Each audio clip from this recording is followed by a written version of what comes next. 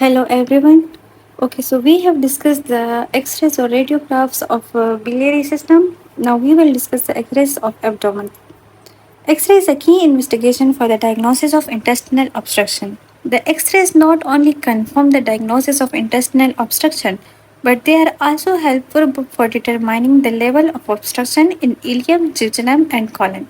X-rays abdomen are taken in supine and erect posture, but nowadays only supine posture is preferred because the air fluid levels on erect X-ray, which are suggestive of intestinal obstruction, can also be present in normal individuals. 2 to 3 air fluid levels can be seen on erect X-rays in normal individuals. X-rays in supine postures shows dilated gut loops in case of intestinal obstruction. This dilatation of gut occurs because of collection of fluids and gases. Okay, dilated loops it is due to fluids and gases in the lumen of the gut proximal to obstruction. The gases come from swallowed air, bacterial contamination, and diffusion from the blood. Fluid collection is due to gastric, biliary, pancreatic, and gut secretions, that is, succus entericus. These dilated loops have different characters of ileum, jejunum, and colon. The colon is identified by presence of haustra, which usually form incomplete bands across the colonic gaze shadow. The dilated lobes of jejunum are identified by presence of volvula, which pass across the width, often give the appearance known as stacks of coins or coins over coins.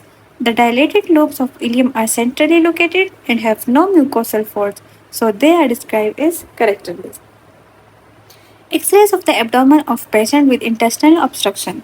The dilated lobes have typical appearance, volvula convenient, as shown in figure 5, which are the mucosal folds present in the jejunum. Okay, X-rays of the abdomen of the patient with intestinal obstruction. If we are having X-ray and there is abdominal obstruction, then how the X-ray is shown? It will be dilated loops having typical appearance volvula, which are the mucosal folds present in the jejunum, like this. These are the volvula. Okay, so the dilated loops will appear like this in case of intestinal obstruction. This is X-ray supine posture of the patient who presented with colicky, abdominal pain, and vomiting for 2 days. The X-ray is showing dilated gut loops, which are located centrally, and unlike jejunum, they don't have volvular convenance. Dilated gut loops, which are located centrally. These are dilated gut loops, see, which are present centrally. And unlike jejunum, they don't have volvular convenance. These are the features of dilated loops of ileum. These are very small volvuli, this type structure. So this is the dilated loops and mucosal folds present in jejunum, while in the ileum large folds or no folds are present. Okay, so how you will differentiate the obstruction in jejunum from ileum? In jejunum you have small volvuli like this, and in ileum you will be having large dilation. Okay, now this is an X-ray of the same patient taken in erect posture showing multiple air fluid levels which are indicative of intestinal obstruction. These air fluid levels are visible only in X-rays which are taken in erect posture. Because of the effect of gravity, the fluid settles down and air rises up. 2 to 3 air fluid levels can be seen in normal individuals, but presence of multiple air fluid levels indicate intestinal obstruction. See, this X-ray is taken in erect posture. Okay. Now, if you can see here, multiple fluid levels are present. This black type of darkness show that fluid is present here.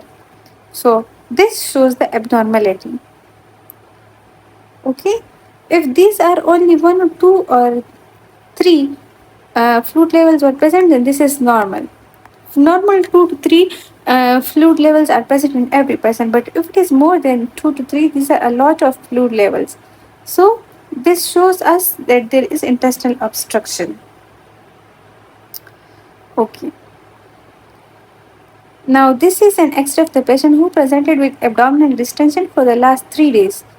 On digital rectal examination, there was a rectal growth which was completely obstructing its lumen.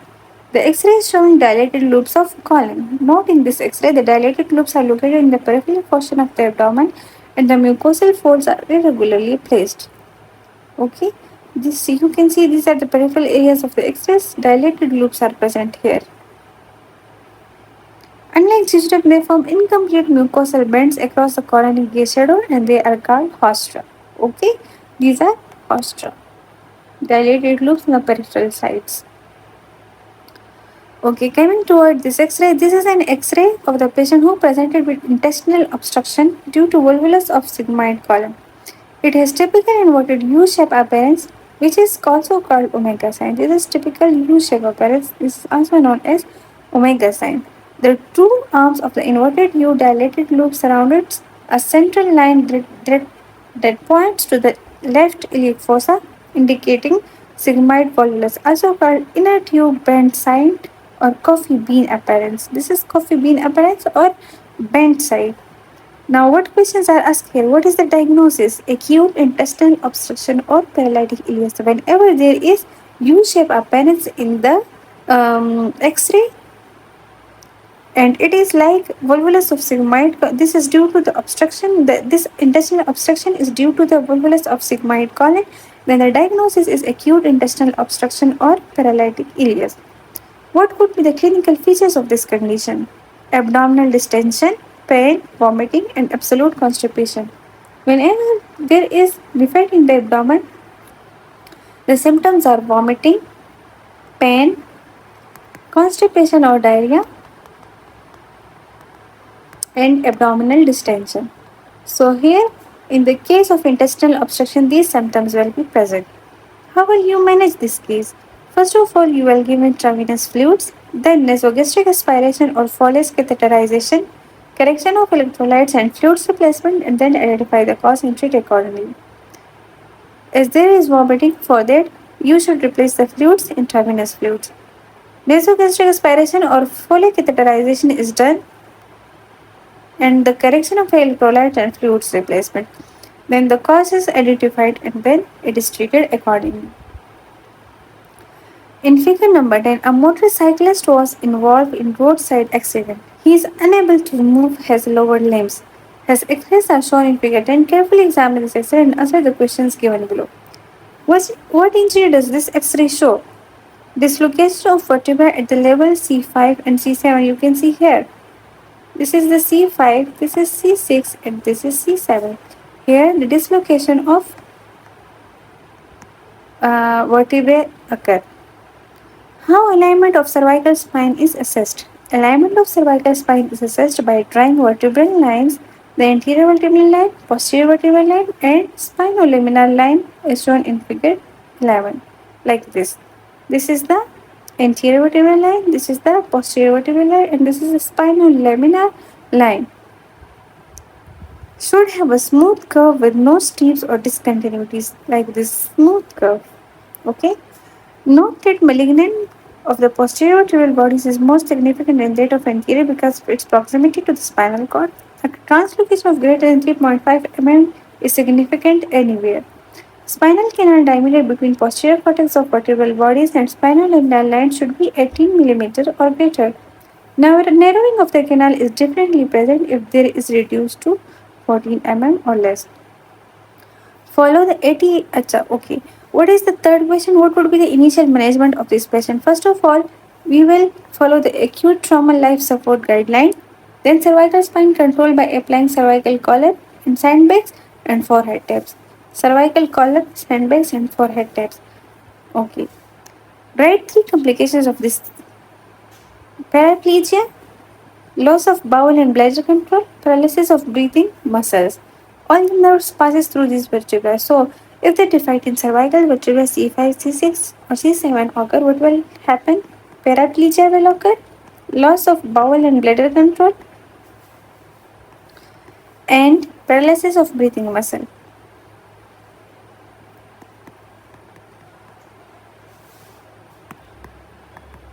Breathing muscles.